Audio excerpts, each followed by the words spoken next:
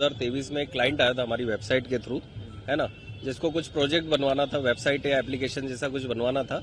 उसमें इसने बोला कि हमें चाइनीज गेटवे लगा कर दो। हमारे चाइनीज गेटवे लगाने के लिए हमने मना करने पर ये हमसे 2024 जनवरी से धमकियां देने लगा। फिर ये क्या करा, इसने मेरी वाइफ की अश्लील फोटो लगाकर क्या बोलते हैं, इंस्टाग्राम प्रोफाइल बनाई, फेसबुक प्रोफाइल बनाई, व्हाट्सएप का ग्रुप बनाया। उसके अंदर है ना, ये सब लोगों को जो हमारे चिर परिचित है उनको ये भेजता है। कैसे भेजता है, ये सब है ना, वहां से ऑनलाइन निकाल लेता है, डेटा निकाल लेता है एरिया वाइज, और वहां के लोगों को भेजने लगा। ठीक है। और इसके संबंध में मैंने पहले शिकायत करी थी, तो उस टाइम पर इसकी 1-2 प्रोफाइल बंद भी हुई थी। ठीक है। और जब ये शिकायत करने के बाद भी अभी तक ये नहीं रुका, तो फिर मैं यहाँ पर एसीपी साहब के पास मतलब क्राइम ब्रांच पर आया और पूरी तरह से शिकायत। हाँ, ये अभी मेरे पास है ना, कुछ दिनों पहले से ही अननोन नंबर से कॉल और मैसेज आ रहे थे। कभी कोई +44 वाला नंबर है, +92 वाला नंबर है, +92 वाले नंबर से इसने मेरे को बोला कि आप ब्लास्ट करोगे, आप है ना मुंबई में ब्लास्ट करना चाहते हो, आप इस तरह से क्या बोलते हैं, आप अगर वहां का काम नहीं देख सकते तो इंदौर के मंदिर में ब्लास्ट करवा दो। इस तरह की फालतू की बातें करने लगा। तो मुझे काफी ज्यादा लगा कि यार ये वाली बात को है ना सीरियसली लेना चाहिए, और तुरंत शिकायत दर्ज करवाने में फिर यहाँ पर दंडोतिया साहब से मिला।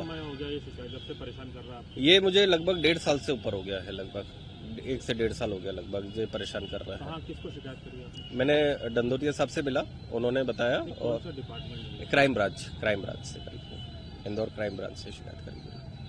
तो नंबर कुछ ट्रेस हो पाए हैं कि कहाँ? अभी तो देखो, कल ही शिकायत हुई है, पूरी सारी डिटेल ले ली है, सारे नंबर्स लिए। नियर अबाउट आप देखेंगे तो 7 से 8 उसके वर्चुअल नंबर हैं, जो कि +44, +62, +92 से स्टार्ट होते हैं, और कुछ उसके पुराने नंबर भी हैं जो हमारे पास इंडिया के नंबर भी हैं। वो भी सारे नंबर मैंने क्या बोलते हैं, यहाँ पर क्राइम ब्रांच में दिए हैं। अब जैसा भी होगा सर। कौन था कि इसने अपना इंट्रोडक्शन दिया था कि जब आपसे संपर्क? हाँ, ये इसने हमें इंट्रोडक्शन दिया था। इसने हमें बताया था कि ये दिल्ली में रहता है, दिल्ली का कुछ काम करता है, और मतलब इसने पूरी डिटेल नहीं बताई थी हमें। बस ये बोला था कि मुझे इस तरह का प्रोजेक्ट बनवाना है।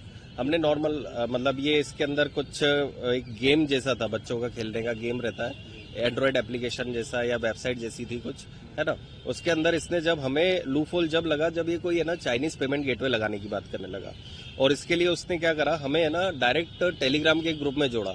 तो हमें लगा कि कहीं ना कहीं ये साइबर धोखाधड़ी से सम्मिलित हो सकता है। तब हमने इसकी आईडी मांगी, और आईडी और डिटेल देने पर ये जब अनभिज्ञता दिखाने लगा या मना करने लगा, तब हमने फिर काम करना बंद कर दिया। डॉक्टर है, जो कि उनकी जो पत्नी है, वो पत्नी सॉफ्टवेयर की कंपनी है उनकी, और ऐप बनाने, एप्लीकेशन बनाने का काम करते हैं। तो उसमें एक जो व्यक्ति था, क्लाइंट था इनका, उसके द्वारा इनसे एप्लीकेशन बनाने का बोला गया, और एप्लीकेशन बनाने के साथ ये बोला गया कि हमें चाइना का गेटवे मुझे चाहिए, जिस पर से इनके द्वारा मना कर दिया गया। मना करने के बाद इनकी एक फेक प्रोफाइल, फेक आईडी बना दी गई, और फेक आईडी बनाने के बाद उसको धमकी दे रहा है, और उनको बोल रहा है कि मुंबई ब्लास्ट में अभी मैं था, और इस तरह की उसको बात कर रहा है, और +92 के नंबर से उसको कॉल कर रहा है। हालांकि ये जो सारे नंबर है, बेसिकली वो टेक्स्ट नाउ एक एप्लीकेशन होती है, उससे इंटरनेट जनरेटेड नंबर होते हैं, पर उसको धमकी भी दे रहा है, और उसके एक फेक प्रोफाइल बनाकर उसको कहीं ना कहीं डिफेम करने की कोशिश कर रहा है। फिलहाल इनके द्वारा पहले इसमें शिकायत जोन 2 में दी गई थी, लेकिन अभी फिलहाल इनके द्वारा कल क्राइम ब्रांच में शिकायत दी गई है।